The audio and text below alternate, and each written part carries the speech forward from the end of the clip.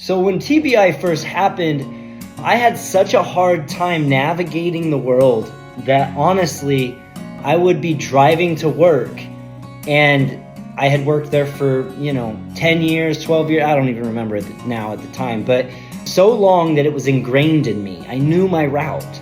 So when I went to go on my route to drive to work, if there was construction, if there was an accident, if there was anything that made me reroute, I literally pulled off and cried. I did not know how to open my phone and navigate the maps. I literally had to shut down first to process what I was going through. It was very challenging, and I'm grateful that I had my TBI counselor who helped me navigate a lot of that.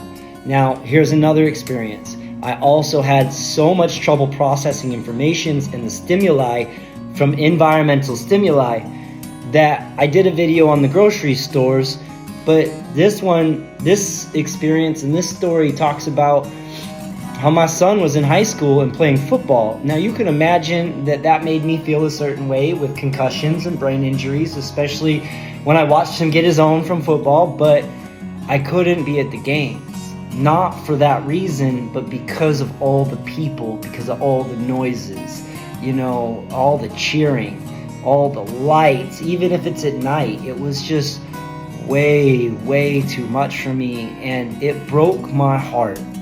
And I can guarantee you it broke my son's heart that his dad wasn't able to be there to support him and cheer him on.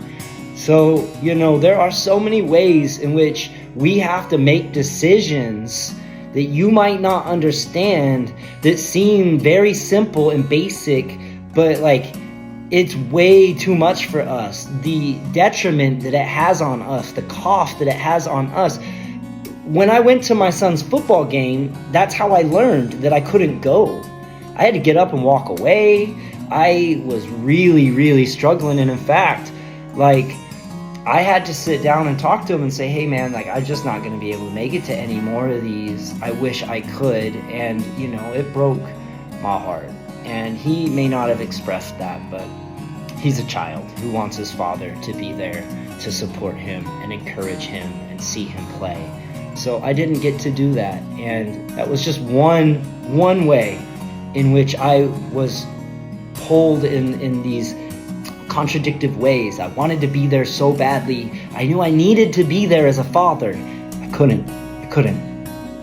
I had to honor myself, because if I went, I was more destructive than I was helpful. I would rage. I would complain. I became something or someone that needed to be babysat, and that created a lot of burdensome feelings. I'm an adult. I'm a 41-year-old male. Nobody wants to feel like they're having to be babysat. It hurts. Burdensome feelings. I'll do a video on that another time, but that's also very real. Be well, my friends. I hope this video is helpful.